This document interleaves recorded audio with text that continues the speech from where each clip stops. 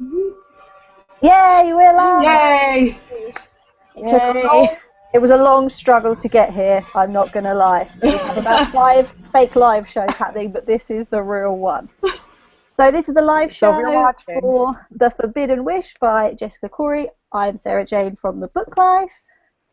I'm Sam from Thoughts on Tomes. And I'm Kristen from What's Happening. So this was our book for the month. I really enjoyed it, but we're going to first of all talk about what we thought about the book before picking it up, because it was a book that none of us had really heard of. If you have any questions, send us questions and we will answer them. First of all, I'm just going to talk about what I thought about it in the beginning, because I actually hadn't heard of this book at all, and when we said to read it for random read-alongs, I actually still hadn't heard of it because it was Kristen's idea. And I just said yes, because I just trust you guys. So I'm like, yeah, sure, we'll read that. But I actually didn't know what it was about even until after I pre-ordered it. So I was excited because it's Aladdin, because Aladdin is one of the best Disney movies out there. And I wanted it to have like some elements of it, but I didn't want it to follow it too closely, because stuff that follows it too closely can be a bit... You don't want it to be that way. So I didn't really have that much thoughts about it at all before starting it. What about you guys? I was very similar to you, where I had it already, and I knew I wanted to read it. It was one of my most anticipated reads, but I wasn't sure what was going to happen. So if we hadn't read it for the live show and for the random read-alongs, I probably wouldn't have picked it up right away, because I was really skeptical about it for some reason, even though I wanted to read it, and I love Aladdin, but I wasn't sure, and I'm really snotty, and I didn't really want like a story about Aladdin. I was like, I don't want to read about Aladdin. I want to read about somebody else. And thankfully, that's what it turned out to be. Is it wasn't just a complete, because we've heard the Aladdin story. I know it, completely. I know the Disney Aladdin, but I know it. So I didn't want to have another story with that. So I was very skeptical, and I was very glad to have my skepticism just dashed. Yeah, and we have also been burned by retellings in the past. So it's understandable that we were perhaps a little bit apprehensive. Yes, it was like, I've done this before, and you will not trick me. Yeah, but Kristen, it was your suggestion, so you obviously must have been quite excited about it to suggest it to us. Well, yeah, when I found out about it, I was like, oh, an Aladdin retelling, perfect. I saw the cover, I was like, well, this is beautiful. And then when I read the little synopsis that it was from a girl genie's perspective, I was like, well, this has got to be good. Like, I'm hoping this is really wildly done. And then I found out it was a standalone, and I was like, all right, like, this is something that I can read and invest my time in, and it's one book. And if I get burned, at least I got burned, and it's only one book, and I'm not going to feel like I need to drag along what happens. So I thought it was something that was really unique, and I don't think we've had any Aladdin retellings in the book world yet. So that was another thing that made me really excited. Yeah. So that's why I pitched it to you guys, because I was like, standalone, it's Aladdin, like, let's do it. We like retellings, Except Sarah Jane hasn't read the Lunar Chronicles yet, but no, I mean, I like them, so this would be a good one. Yeah. Yeah, I think what really swayed me was the whole Ginny's perspective, and that the Ginny is female, because I'm not saying this to sound like a book snob, but there's something about male points of view that makes me go, I don't know, maybe. I like reading from a female point of view, or at least 50-50, if a book's a narrator. I like when it's a narrator. I don't mind then if it's male perspective, but it's a narrator mostly telling you, in third person, it's okay as well. Right. Yeah. Yeah. I don't know, that's just like a preference thing for me as well. Well, you know what I'm like with third person. You're better. It has to be exceptionally good for me to be like, yeah. But I think the book started off with a really, really good pacing. So I don't know if you guys want to have a little chat about that, because I felt like maybe it's because it's a standalone, actually. Because sometimes if you start a series, the first book drags a lot, whereas because it is a standalone, it had really good pacing. And it's been a long time since I read a fantasy-type book that's a standalone. Right. Yeah, I had the same impression, where it was like it didn't drag on, and we had the setup, and I kept thinking like, oh, we're going to be sitting here doing this for a while, and it's like, no, everything was very quick, and we didn't have to worry about like, okay, what's the big, okay, when is he going to turn into a prince, because we know that's coming. That was really nice, and just also that for the beginning you realize that it wasn't the same story. Like you were like, Yeah. okay, this is completely different from the get-go. I felt like it was a really good blend I really liked. of. Oh, you go first. Oh, no, it was all right. I was going to say, I was probably saying the same thing you were, is that I liked that there were snippets of the Aladdin story that would like pop up, and I was like, ooh, like she put that in there. She would instantly go back to her own story in a way. Like you got the things that you were familiar with from the Aladdin story. She took the setting, she took like a couple things from it, but she made her entirely own story, but still kept those like little elements that told the same story in a way. It was really neat how she like really intertwined everything together. And I really appreciate writing in this book. Whether it carries over to other books, I don't know. I've never read any of her other work, but this writing in this book alone has like solidified me as like I like her writing. I hope she does another retelling some point, sometime in the future. Yeah, I think what I was actually going to say was basically exactly the same, which will come as no surprise because I think sometimes all three of us share a brain. Yeah. What I was going to say was the perfect kind of retelling is the one that just keeps the essence of the story that they're trying to tell, and it keeps that familiarity that you're going to get certain things with an Aladdin story. You know there's going to be a genie, you know there's going to be a lamp, you know there's going to be some wishes that perhaps aren't a good idea, and that sort of thing, but it goes its own way in that it's telling you its own story, and it's not beating you over the head with the fact it's an Aladdin retelling. And I think that for me is when you've got a really good retelling, and this did that. We had the elements of the Aladdin that we knew, but the fact it was told from the perspective of the genie or the Jinny and all these other things, it made it its own, and I think that is the mark of a really good retelling, if you know what I mean. Yeah, it definitely makes it its own story, and I liked that even like the rules were changed for the Jinny, where like she could make some of. I mean, obviously the whole like magic comes with a price thing was in there, which is always fun. But it wasn't like they're like I can kill that guy for you, but it's gonna be with a price, and I can make this girl fall in love with you, but it'll be with a price. Where like in Aladdin the movie, like I can't do those things, so don't ask, because it's like this is a kid's story. Yep.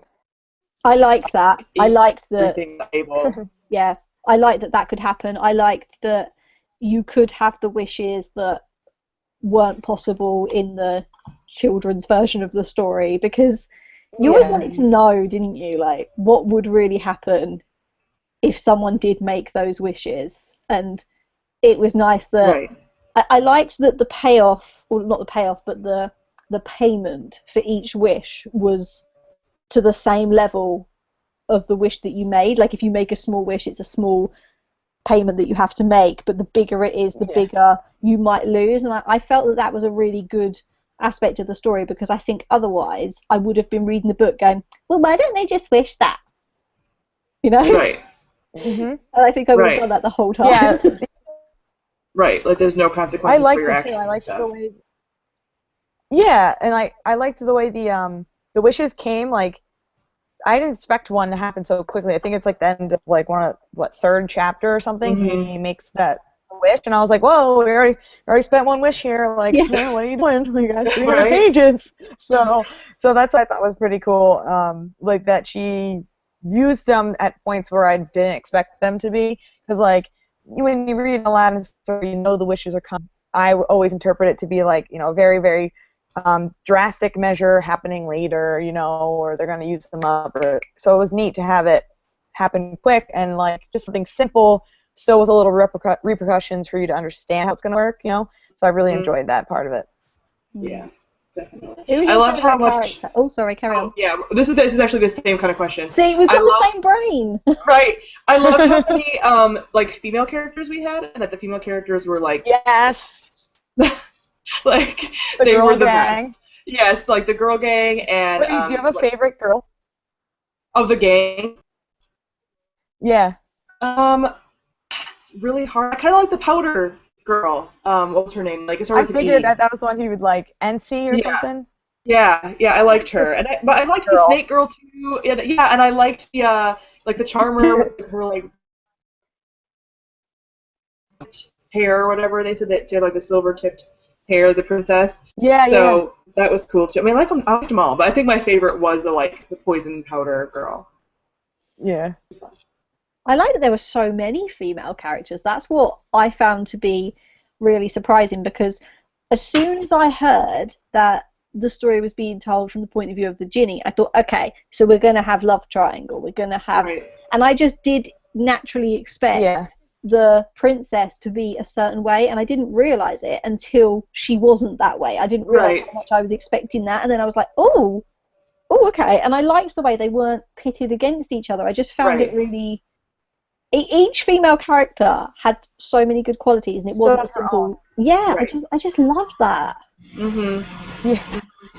I even liked when she had her flashbacks and they even talked about the what does she call her, Habiba or whatever, Habib. Yeah. When she talks about her, and like I almost felt like the love that they had there. I was like, is she even going to introduce like this was a lesbian romance something? Because like a genie in essence, if she wasn't a human before, I was like, is she, not a female or male, therefore she can fall in love with whoever she wants. And so I was like, oh my god, I love this. And I love that it was just such a really strong love and a friendship, but I was almost leaning towards it wanting to be like lesbian, and the fact that she's a genie, so she can do whatever she wants, and then like, it doesn't matter, she doesn't affiliate with any sex or gender, it's just that's what she portrayed herself for Aladdin to like her, was that she would be a pretty girl.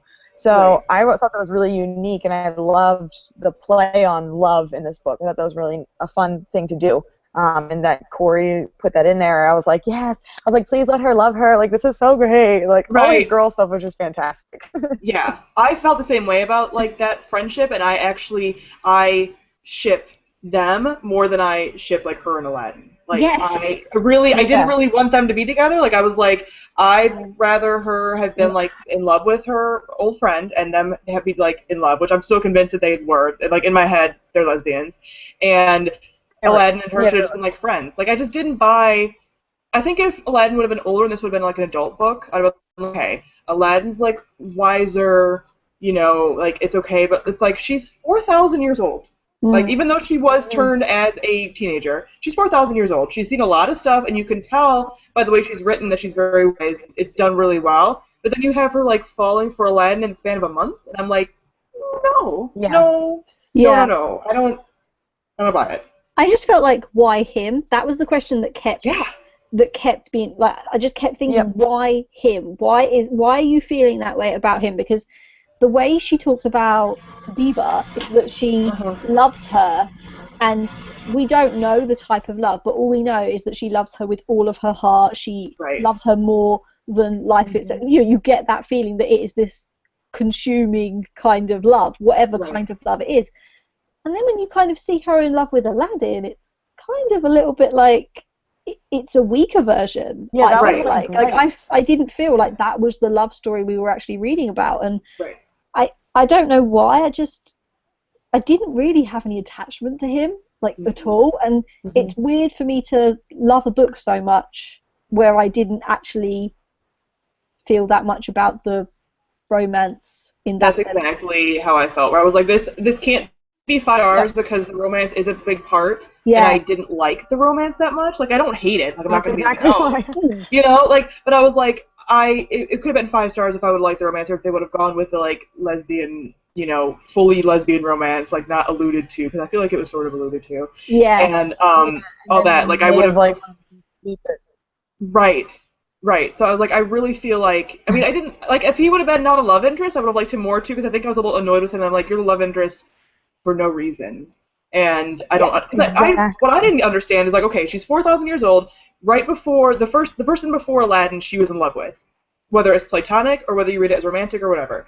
And then, that was the first person she'd ever been in love with in, like, that 4,000 years. And then she gets back out of the lamp, and she's in love with somebody else right after. Like, it just didn't make sense on so many levels, and I was like, and Aladdin's, like, he's not anything great, and at kind of at the very end they tried to be like, oh, he, like, riled the people up, and it's like, that's like a last-ditch effort, like, he didn't, like, I could even prefer the whole her time with, like, the princess, like, Cascadon. Like, I was like, because she's better and wiser and, like, than Aladdin is. Like, I just couldn't see what was he offering her, and I don't mean in a sense of, like, you know, No. what did he have for her to gain? It was just whenever I read them together, it was like, I don't get what you're attracted to. I think I couldn't understand what it was that she was seeing in him. I didn't, and it almost just did feel a bit like, no, I don't want to say convenience because that's not really fair, but when you sort of think about, like you say, it's the first person that she's seen in how long? I can't actually remember how long it was. It was like 500 years. 500 years. So she's been like trapped in this lamp for however many hundred years, and then suddenly the first person that she sees, she falls in love with. But I didn't really buy it as much. But I think because her other relationships were so strong, you can forgive that. Yeah. I didn't. Exactly. I can't say that I ship them or that they're a couple that I love. It's just it's a book that I enjoyed, and I really like Zara. Because she was awesome. Yeah, she was amazing. Yeah. And I even liked the whole dynamic. Felt like Aladdin. Go ahead. Go ahead. Oh, I'm going away from Aladdin, so you need to go first. I just felt like Aladdin was there for like the essence of the retelling, but for the most part, he was too focused as a character. I feel like where he was more of a driving point, like for her to get into the castle and to get in to find all the other Jinni and to release all of them. She was using Aladdin as a ploy. So to me, it was like more of like Aladdin was like an item more in this rather than a character. Like in most of his character, there was like no character arc or anything from him other than that he was just like, I'm a thief and I found the Jinni and that's why this story is being told because I'm the one that woke her up. Other than that, like there's not much. He, gets her into the castle, and then with the Caspida,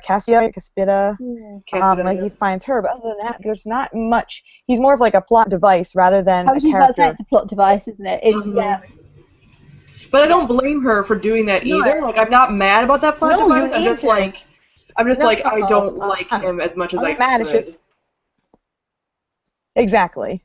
Like it worked. The whole concept worked so well. It was just it's almost like there was just a little bit of something missing in Aladdin for me personally. Dare I say it, guys? He was vanilla. He was, and Aladdin shouldn't be vanilla. Aladdin was never the vanilla Disney character, but he was. I know I throw it out there all the time. I mean, he's the shirtless prince. He can't be vanilla.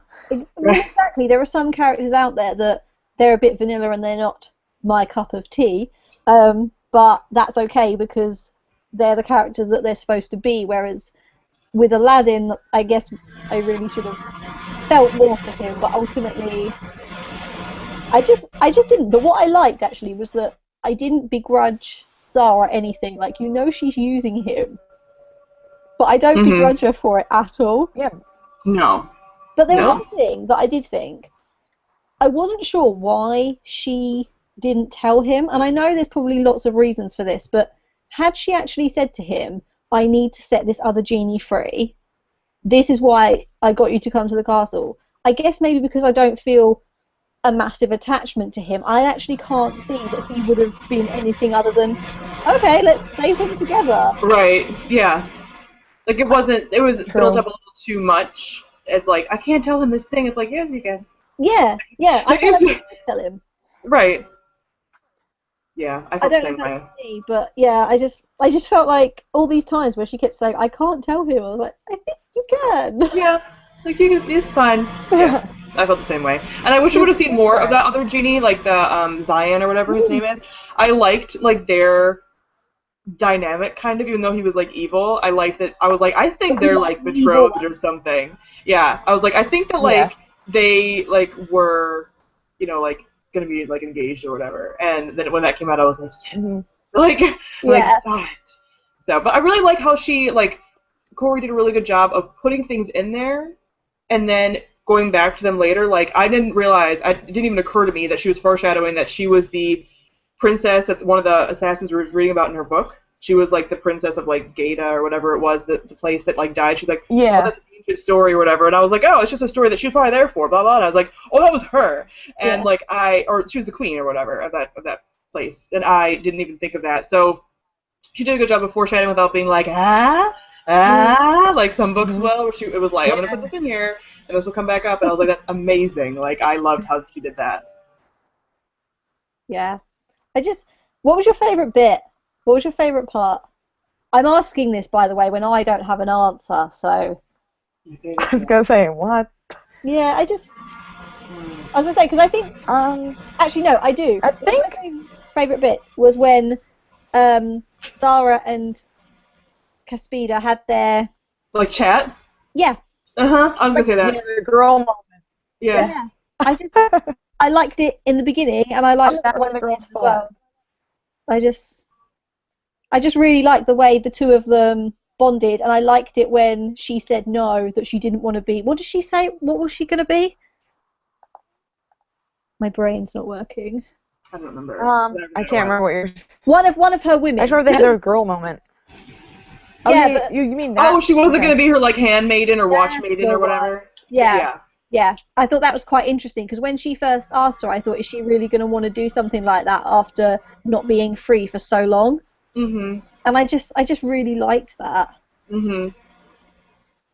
I did have a little bit of the, like, where at the end, when she, like, lost, like, all of her powers, kind of, you know? Like, you thought she was going to be free and have her powers. And I always get really bitter whenever people lose their powers at the end.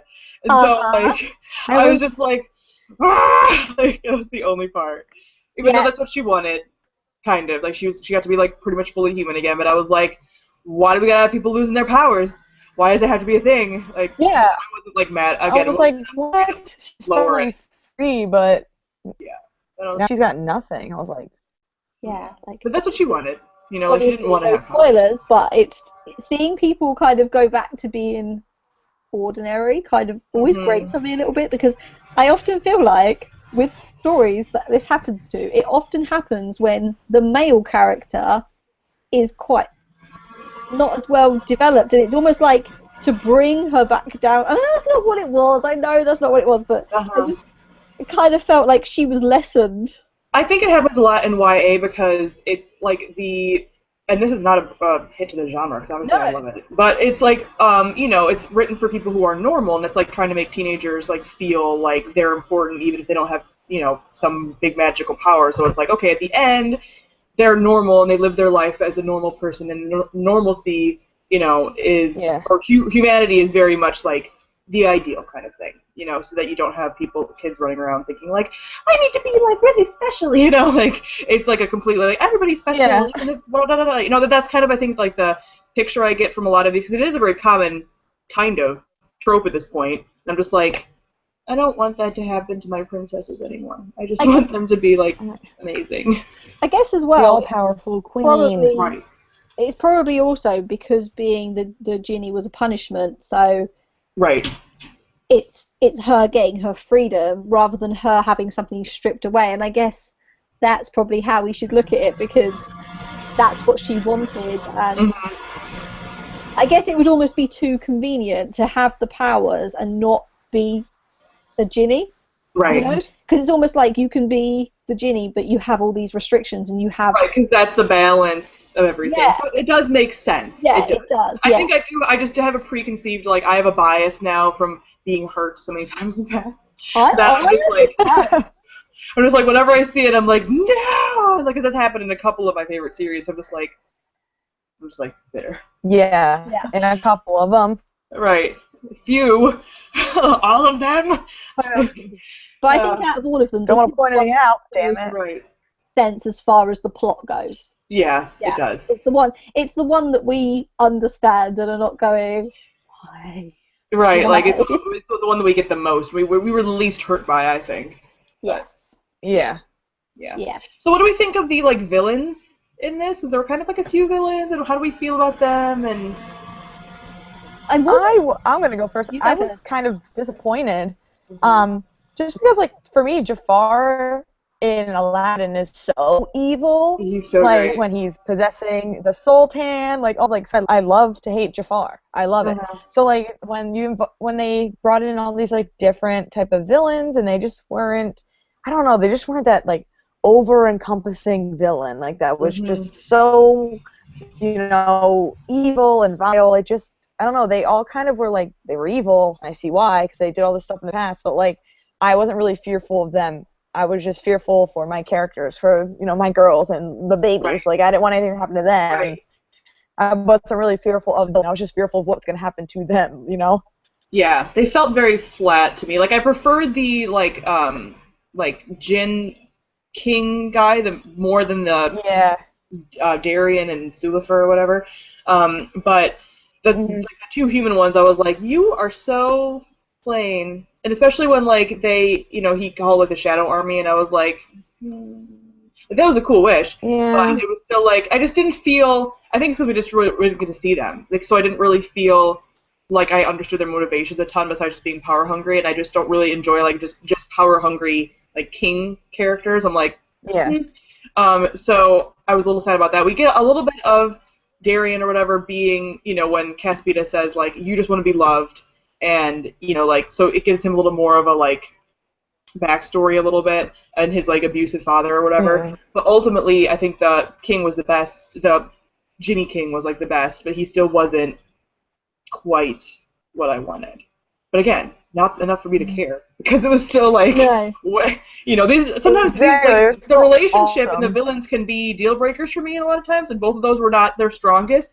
But the fact that I still rated the book so highly like speaks to how good the book was, because those are things that usually I'd be like, well, yeah, you didn't like that, That's actually that's really true, and also we've got to think as well about how long the book is, and the more we would have potentially gone into the backstory of these villains, the book would have been longer, and not that that would have been a bad thing, because I was really enjoying it, but for it being a standalone, I guess you don't always get the insight to these things like you would if a book was part of a duology or a trilogy or something. Right. We probably would have, if we were talking about it and saying, or if it was just there's going to be more, we'd think maybe like a standalone that was 500 pages, Yeah, exactly. So I think for the amount of pages that the book was, it wasn't a deal breaker to us, because the pages were spent on what was important. That's what I liked. Like there was never a point where I was confused reading it. Where I was like, why are we talking about this person? Like, what's going on? Like, this book tells a whole encompassed story, complete, beginning to end. It wraps up everything. There's nothing for us. Why didn't you finish answering that question? Like, and that's what really made me love it, because I read it from beginning to end without ever being like, I took like a week off from reading it and was not even confused for a second when I jumped back into it, because it's just so clear and concise on everything she wanted to do and say and put into this book. It was just so great that like it doesn't matter that the villain maybe wasn't the all-encompassing villain that I wanted, or the love wasn't the best love story I ever read, because the story about Zara and her character arc is so great that all those things are irrelevant. Yeah. Yeah, I think for the length it ticked all the right boxes, and these things that leave us wanting more, that's actually a good thing. It's good that we're saying, wish we'd had a little bit more of this, rather than the book was confusing or the book was too long. Like, I mean, I didn't have a big gap between picking it up, but because of like the brain fog I get sometimes I can pick up a book like the next day and I'm like, what is going on here? I have no idea. And that never happened, because it was just so straightforward and so concise, and I think that was a really, really good point of it, and I just really, really enjoyed it. It was nice to pick up a book that was binge read worthy. Do you know what I mean? This is a really, really good binge. Can I say one thing that I missed? Huh? I missed having like Abu, the magic carpet. Right. And what's the name of Jasmine? Zara? No, what's the name of Jasmine's? Raja, the tiger. Like, I missed those little elements. Like, where's Abu? Where's Raja? But I think it was really funny is like there were hints at them. You know what I mean? Like, even though they weren't in there, it was like someone hinted with like the Jafar character about like a parrot at one point, and I was like, oh, that's funny. And then like somebody said something about Caspian like being a tiger or something, or like Zara turned into a tiger a lot, and she would like hang out, Turned into a tiger, Right, like Oh Zara my would hang god, out with I her, did not make that connection. What's wrong with me? Yeah, so there was like hints to Aladdin-y things, but I did kind of miss that element too of like having like a boo or like Aladdin at one point was like, I'm not like a trained monkey or something. Like you made like little jokes where you're like, that's like a reference, I got that one, but I did not get the tiger thing, which is now making me question everything because how did I not get that? That's really embarrassing. That's the one thing I like about the original Aladdin story is like all the comic relief that's very fun, especially in the Disney movie. So like I was kind of looking forward to that. And she does put like funny moments in there. And obviously, again, if she added those in, then it's more time spent on those characters and stuff. But still, I was just like, I like the way she did it. But if there's another Aladdin retelling out there somewhere, I'm hoping that those are going to be in there. Right.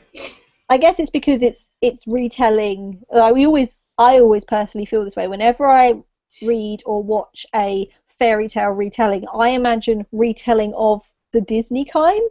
Mm-hmm. But of course it's not. It's retelling from the story that those were based on. So it's something that I always feel like I miss, but at the same time, I guess, I don't know. I think I'd be one of those people to probably say something like, oh, well, I think it probably would have been better to do a retelling that was completely away from that story. Do you know what I mean? Right. So I think I'm probably one of those people that could probably never be fully happy. Right, with retellings, Yeah.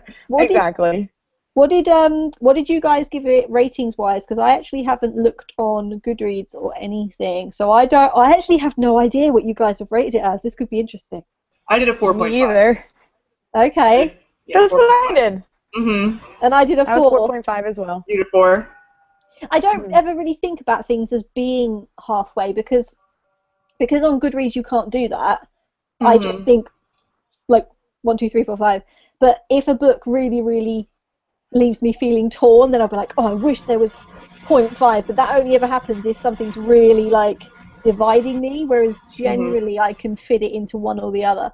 So yeah, I gave it 4, which is really good because actually a lot of the books that I've read recently have been 3. Mm-hmm. So so it is superior. Yeah, because I haven't read many 5-star books well, I have since then, but not before then. I don't know if I've read a 5-star yet this year. Really? Oh, I don't Girl. know. Oh, I have. Oh yeah, I definitely. I think the Dream Thieves was close. I can't remember what I rated the Dream Thieves. I think it was close. I think it was still 4.5 though. Mm-hmm. Yeah, I don't think I've read a 5 yet. But Sarah Jane, I am going to read Me Before You. That's my next book. That is what I gave a 5 to. I gave that a 5, and I think as well. I figured. Sometimes it does depend where you read a book in order of other books. Mm-hmm. You know. And I had read a lot of 3-star books, but then I read The Winner's Kiss and I read Me Before You, and both of those books were 5s for me. So it just went, like a graph. It's kind of, it just depends what else you read. But I really, really enjoyed this, and it's a really, really good retelling. And I absolutely love retellings, but a lot of the time I feel like I love the idea of them rather than them actually as they are, because a lot of the time I hear about these retellings and I want to read them and I think, oh my god, this is so awesome, and then I read it and we know what we're talking about, and I'm like, and so to actually read a retelling that I thoroughly enjoyed was pretty awesome. It was nice. I think it's the nostalgia factor. Yeah. Did anybody else want to watch Aladdin? You're happy to get into it. No. Oh, I really want to watch it now, and I went to watch it, and I realized that I didn't have it. It's the one I don't have. Oh, I own it on like Diamond Edition Blu-ray. We don't have the Diamond Edition here. I think we don't have it over here. We have Diamond Edition of other ones, but not that one. So rude. I'll have to ship it over. I think I had it, and I think I lent it to somebody, and I didn't get it back. So I'm gonna buy it again because I don't know who borrowed it. So right. Yeah, I absolutely loved it. Would you guys read another Aladdin retelling? I think I would, but I think I wouldn't go into it just because I love this one. Right. Does that? Yeah. There's been other Aladdin retellings that I've seen. There's like one other one that I've seen, but I think this one did it so well that any other one I'm going to be a little like about. Yeah. So yeah, There's another one.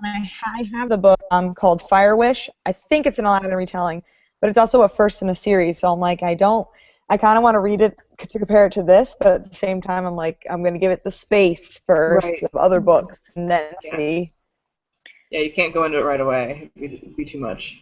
I think you No, have to do I'll that. just compare it. I was to say, I think you have to do that whether you like the book or not, because when we read, I'm not going to spoil it for anybody else, but we read another random read-alongs book. Well, actually, it was.